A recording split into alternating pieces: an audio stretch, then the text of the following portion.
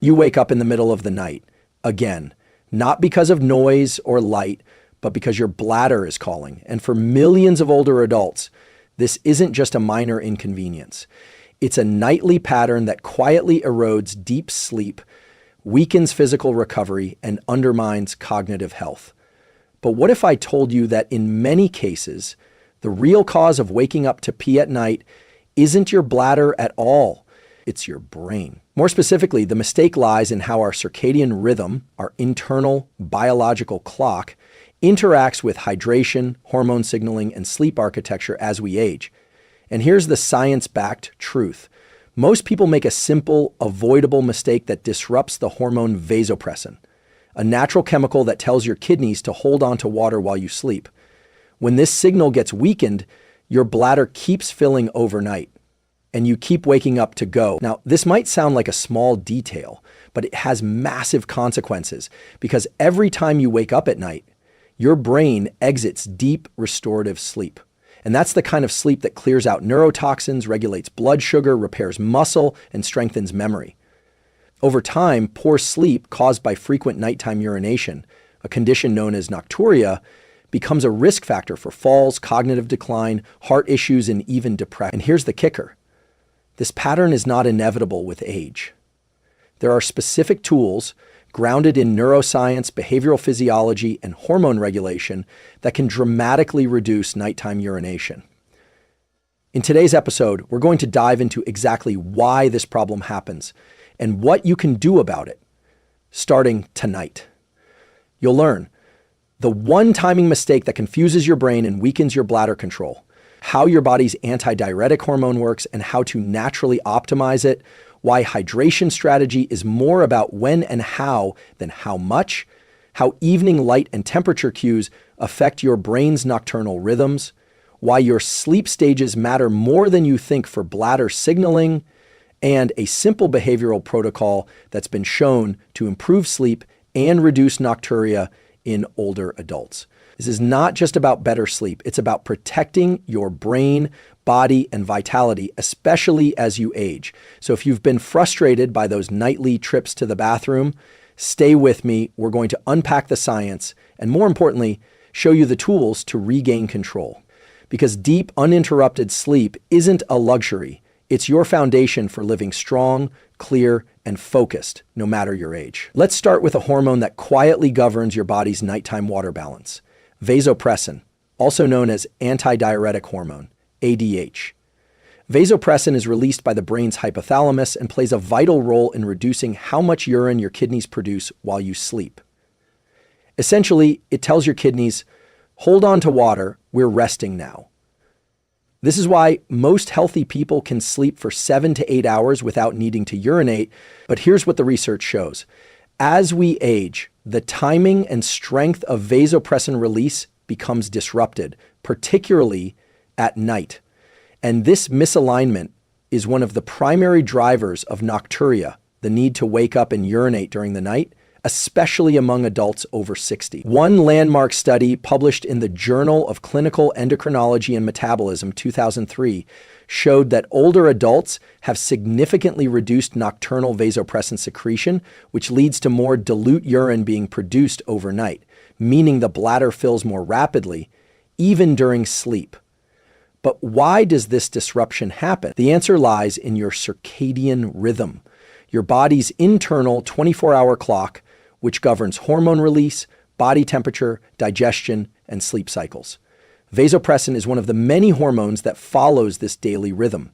At night, as melatonin rises and body temperature drops, vasopressin should naturally increase. But here's the problem. Certain lifestyle behaviors can blunt this rhythm, including late night light exposure, especially blue light, irregular sleep and wake times, chronic dehydration or mistimed fluid intake, evening stress or elevated cortisol.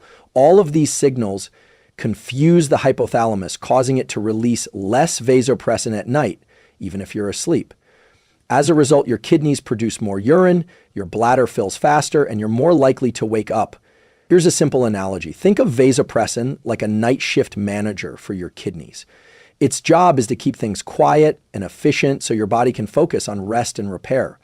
But if the manager doesn't show up or arrives late because your behaviors told your brain it's still daytime, then the night shift goes haywire.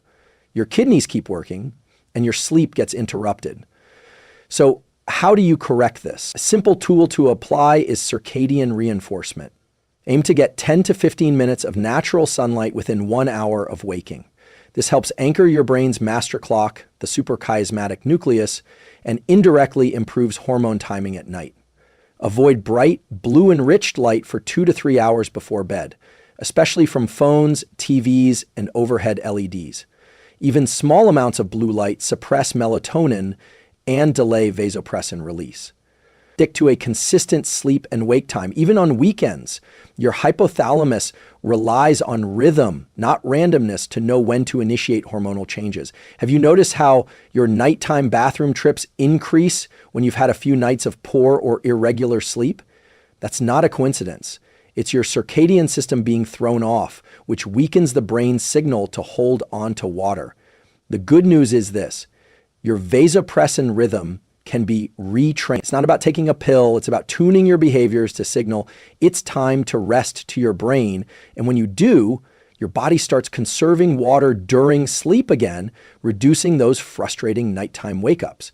Now, we'll explore a common mistake almost everyone makes that worsens this hormonal imbalance, and how changing when you hydrate can make a dramatic difference. Let's get something clear right away. Hydration is essential. Your brain is over 70% water. Your muscles, blood volume, even the way your neurons fire, all depend on staying well hydrated. But when it comes to sleep, and especially nocturia, hydration isn't just about how much you drink. It's about when you drink. And here's what the research shows. For older adults, late evening fluid intake is one of the strongest predictors of waking up to urinate at night. And the solution isn't to drink less overall, but to drink strategically. One study published in Sleep Medicine Reviews 2014 found that adults who consumed the bulk of their fluids earlier in the day, particularly before 5:00 p.m., experienced significantly fewer nighttime awakenings. Conversely, those who continued sipping water, tea, or other beverages into the late evening saw higher rates of nocturia, even when total fluid intake was the same. So why does timing matter so much? It has to do with the kidney's filtration cycle and the lag time between drinking and urinating. Your body doesn't process fluids instantly. In healthy individuals, it can take up to 2 to 4 hours for fluids to pass through your system. So if you're drinking a full glass of water at 8:30 p.m. or sipping herbal tea at 9:00 p.m., that liquid may start filling your bladder around 11:00 p.m., right when your body is trying to enter its deepest, most restorative sleep. And remember vasopressin from earlier? If your brain isn't producing enough of it at night, which is common in older adults, then your kidneys don't get the signal to slow down urine production. So that late beverage becomes a bladder-filling trigger at precisely the worst time. Here's a tool I often recommend, especially for those over 50, the hydration front-loading protocol. First 90 minutes after waking, drink 40 to 50% of your daily fluid needs. This kickstarts metabolism, supports cortisol rhythm, and rehydrates the brain after sleep. Consume another 30 to 40% of your fluids. After 6:00 p.m., taper down. Avoid large fluid volumes, especially plain water. If you need to sip something, take small amounts and stop entirely 2 hours before bed. And here's something counterintuitive. If you feel thirsty at night, don't reach for a full glass of water. Instead, try a few sips of water with a pinch of sea salt or electrolytes. Why? Because sodium helps retain fluid in the bloodstream, reducing the likelihood of that water ending up in your bladder quickly. You might be wondering, but won't this dehydrate me? The answer is no. Not if you hydrate smartly during the day. You're simply shifting the hydration window to work with your body's natural rhythms instead of against them. And here's a final behavioral tool. Avoid just in case peeing before bed. Many people urinate right before sleep, even if they don't feel the urge, because they're worried about waking up. But this trains the brain to associate bedtime with emptying the bladder. Over time, it creates a learned bladder urgency pattern that actually increases nighttime wake-ups. Instead, only urinate before bed if you genuinely feel the need. This reinforces natural bladder signaling and reduces false alarm awakenings. If this insight is helping you, consider subscribing. Each week, we unpack powerful tools like this, rooted in science, that help you optimize your mind and body, especially as you age. Now, we'll look at a silent saboteur of sleep and bladder control that's hiding in plain sight: evening light, and how your exposure to screens may be disrupting your hormones without you even realizing it. It might surprise you to learn that one of the biggest disruptors of your bladder function at night is light. Not noise, not stress, light. Specifically, blue spectrum light, the kind emitted by smartphones, tablets, TVs, LED bulbs, and even some bathroom nightlights. We often talk about light in terms of how it affects sleep, and that's true, but what most people don't realize is that evening light exposure doesn't just mess with melatonin, it also interferes with the brain's release of vasopressin, the very hormone responsible for reducing urine production at night. Here's what the science shows. In a 2019 study published in Nature Communications, researchers demonstrated that blue light exposure in the evening directly reduced the nighttime secretion of vasopressin. This led to increased urine output and sleep fragmentation, even in healthy young adults. In older adults, where vasopressin release is already diminished, the effect was even more pronounced. Why does this happen? To understand that, we need to look at a part of your brain called the suprachiasmatic nucleus, SCN, your body's master clock. The SCN receives direct input from light sensors in your eyes. When it detects daylight, it promotes alertness, boosts cortisol, and suppresses melatonin. That's good during the morning and afternoon. But in the evening, the SCN is supposed to trigger the opposite: melatonin release, body temperature drop, and crucially, an increase in vasopressin to conserve water during sleep. But here's the key. Light exposure after sunset tricks the SCN into thinking it's still daytime. That delays the release of both melatonin and vasopressin, keeping your brain in wake mode and your kidneys in day shift mode. It's like trying to close the office for the night while someone keeps flipping the lights back on. Here's a question. Have you ever noticed that on nights when you're scrolling your phone, watching a brightly lit TV, or working under overhead LEDs, you sleep lighter and wake more often to pee? That's not psychological. That's neurochemical. Your brain thinks it's still day. Your kidneys respond accordingly. So what can you do? A simple, powerful tool is to create a light wind down protocol 2 to 3 hours before bed. Dim the lights in your home after sunset. Use warm, amber-tinted bulbs in key areas like the bedroom and living room.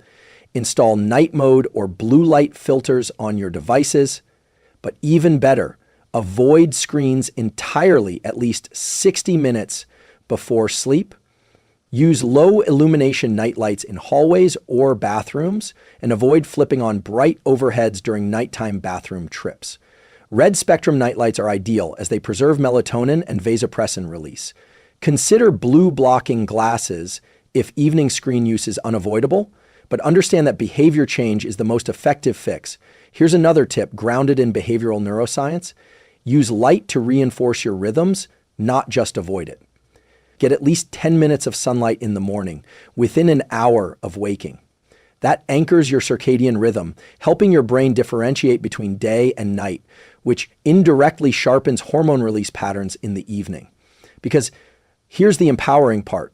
Your brain isn't broken. It's responsive.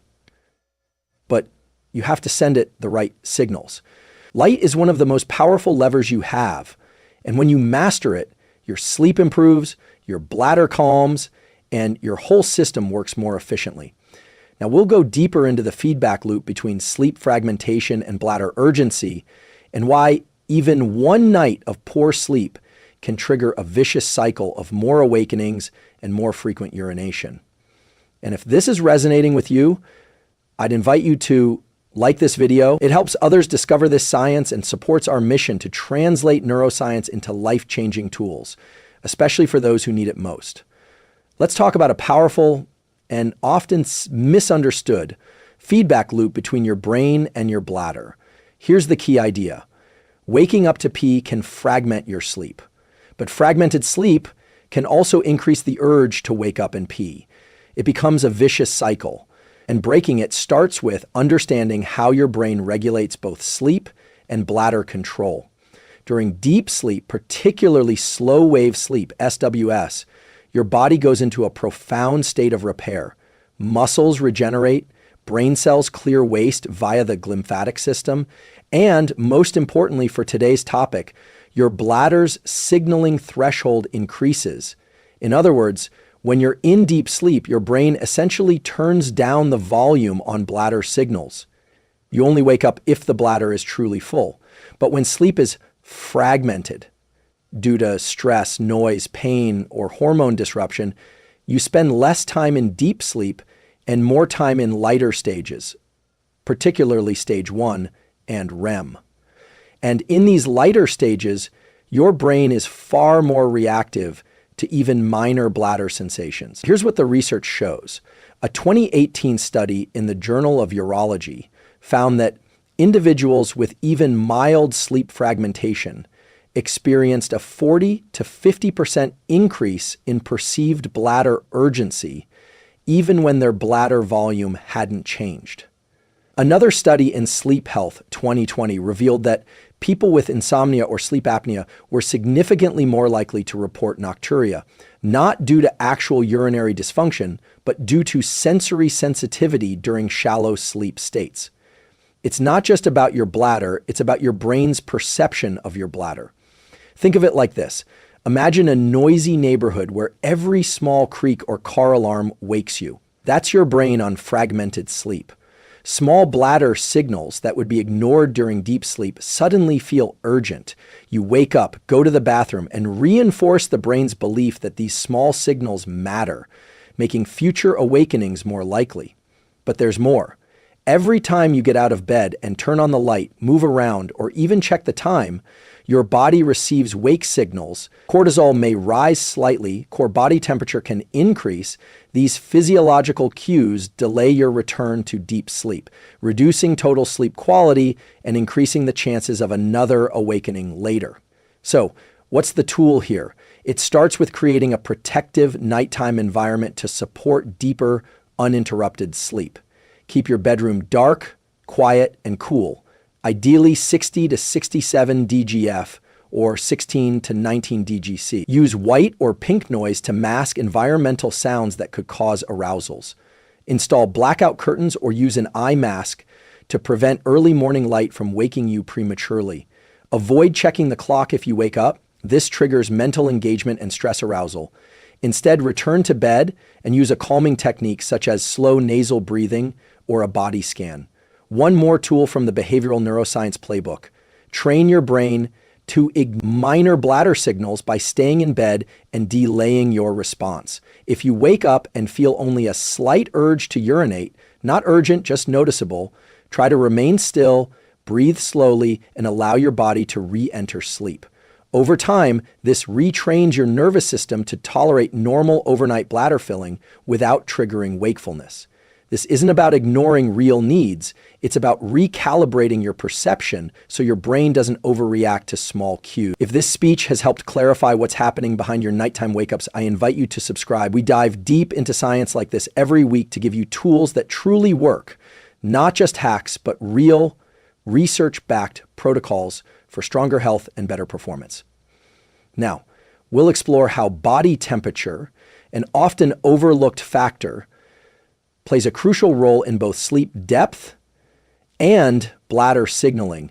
It's a game-changing insight few people are talking about, but one that can make a measurable difference. When we talk about sleep and nighttime urination, temperature doesn't often come up. But what's happening with your core body temperature could be silently sabotaging your ability to sleep through the night and keeping your bladder in overdrive. Let's break this down. Your body follows a natural thermoregulatory rhythm over 24 hours. In the late evening, your core temperature starts to drop by about 1 to 2 degrees Fahrenheit. This drop isn't random. It's a biological signal to the brain that it's time for sleep. As temperature lowers, your body produces more melatonin and, you guessed it, more vasopressin, the antidiuretic hormone that slows down nighttime urine production. So here's the critical insight. If your body temperature stays too high in the evening or doesn't drop enough during the night, this hormonal cascade gets disrupted. You sleep lighter, you wake more easily, and your kidneys keep producing urine because the night mode signal isn't strong. Multiple studies back this up. A 2020 paper in Frontiers in Physiology found that individuals who experience artificially elevated core body temperatures at night, even by just a 0.5 DCC, had reduced slow-wave sleep and increased nighttime urine output. Another study from Chronobiology International showed that older adults tend to have a blunted evening temperature drop, which contributes to poor sleep and more frequent nocturia. Here's why this matters even more as you age. As we get older, our ability to regulate temperature becomes less precise. Blood vessels don't dilate as effectively, and thermosensitive neurons in the hypothalamus, the brain's internal thermostat, may respond less dynamically. This makes us less efficient at shedding heat in the evening, which delays melatonin and vasopressin release. But here's the empowering part. You can nudge your body's temperature rhythm back into sync using behavioral cues. Here's a simple science-backed evening temperature protocol you can try. Take a warm bath or shower 1 to 2 hours before bed. It might sound counterintuitive, but warming up your body briefly causes blood to rush to the skin's surface. After the bath, as you cool down, your core temperature drops faster, mimicking the natural nighttime dip and priming your brain for sleep. This has been shown in multiple studies, including a 2019 meta-analysis in Sleep Medicine Reviews, to improve sleep onset and depth.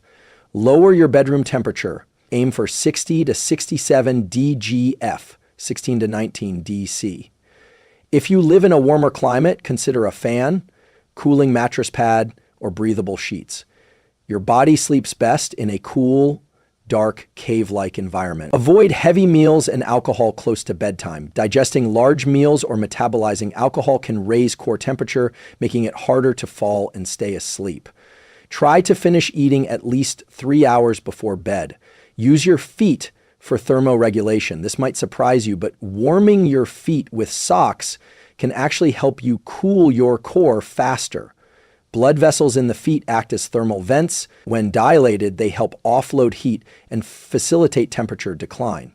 Let me ask, have you ever noticed that on hot summer nights, you wake up more often to pee, even if your fluid intake is the same? That's not a coincidence. Your core temperature remains elevated, preventing the full activation of your brain's nighttime hormone cascade. This insight is a game changer. It shows that your sleep and bladder health are governed by more than just hydration. They're deeply intertwined with your circadian temperature rhythm. Now, we'll bring all these elements together into one clear, actionable protocol, a 4-part behavioral plan that you can start tonight to reduce nighttime wake-ups, support deeper sleep, and restore hormonal balance. We've explored the science, from vasopressin disruption to hydration timing, light exposure, sleep fragmentation, and core temperature rhythms. Now, let's bring it all together. Because science is only as powerful as what you do with it, this final core section is a 4-part behavioral protocol grounded in neuroscience and physiology, designed to help you reduce nighttime urination and reclaim deep, uninterrupted sleep. Starting tonight, each part works independently but becomes even more effective when practiced together. 1. The circadian anchor routine. Start by aligning your internal clock, your circadian rhythm, so your brain knows when to shift into night mode and increase vasopressin output. Morning light. Get 10 to 15 minutes of natural sunlight within 1 hour of waking. No sunglasses, no windows, real daylight exposure to the eyes. This activates your suprachiasmatic nucleus, your master clock, and strengthens hormone timing later in the evening.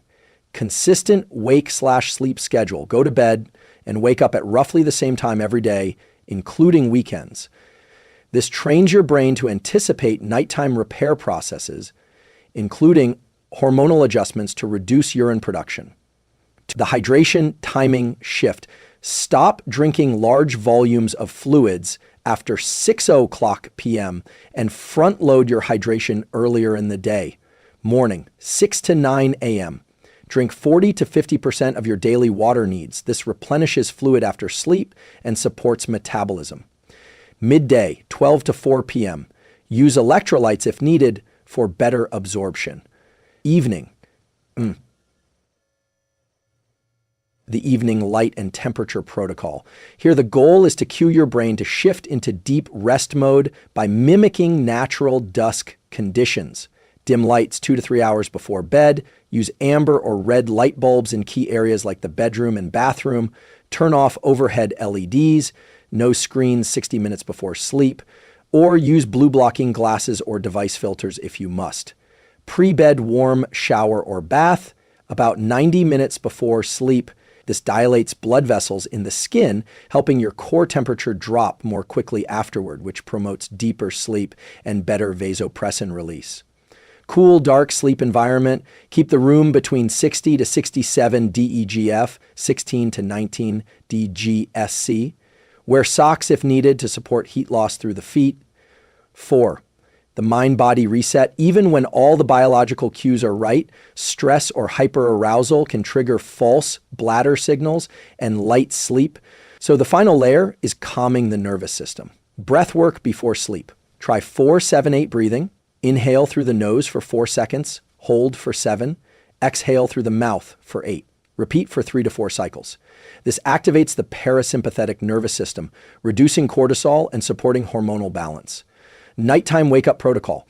If you do wake up and don't feel true urgency to pee, try staying in bed. Focus on the breath, avoid turning on lights or checking the time, and let your body settle back into sleep. If you must get up, use a dim, red-toned nightlight.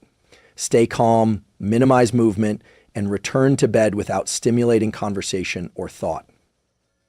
This 4-part protocol doesn't require medication. It doesn't force your body. It resets it by giving your brain and hormones the cues they need to return to their natural nighttime rhythm over time, sometimes in as little as 7 to 10 days. You'll notice the changes. Fewer nighttime wake-ups, deeper, more refreshing, sleep-sharper thinking, and better energy during the day. A sense of mastery over something that once felt inevitable. You're not broken.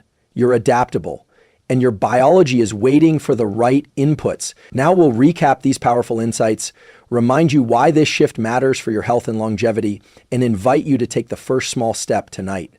Let's bring this all together. We began with a question that millions silently struggle with. Why do I wake up to pee at night? And how do I stop it? The answer, as we've seen, isn't just in your bladder, it's in your brain, your hormones, and your daily rhythms. And more importantly, it's in your behaviors. Here's what we've learned. It starts with vasopressin, the hormone that tells your kidneys to slow urine production during sleep. As we age, the release of this hormone becomes irregular, but it's not inevitable. It can be reinforced with light, temperature, and timing behaviors. One of the most common mistakes, drinking too much too late. But we don't need to drink less. We need to hydrate earlier in the day, then taper at night. We uncovered the role of evening light, how blue light from screens or LEDs tricks your brain into thinking it's daytime, suppressing both melatonin and vasopressin. We explored how fragmented sleep makes your brain more sensitive to bladder signals, even when your bladder isn't full, and how responding to every small urge can reinforce the problem. We saw how core body temperature affects hormone release, sleep depth, and nighttime bladder activity, and how a simple pre-bed bath or cooler bedroom can recalibrate your system. And finally, we introduced a 4-part protocol: light, hydration, temperature, and nervous system regulation to give your body back its natural rhythm and your brain the tools to restore deep, undisturbed sleep. This matters because poor sleep isn't just about being tired. It affects your memory, your immune system, your mood, your balance, even your lifespan. Nocturia, waking to urinate, is one of the top causes of falls in older adults. But even beyond safety, it erodes the quality of your nights and the clarity of your days. The shift doesn't happen all at once, but it can begin tonight. So here's your challenge. Start with just one change. Maybe you front load your hydration, or take a walk outside first thing in the morning to anchor your circadian rhythm, or replace your bedroom light bulbs with soft amber tones.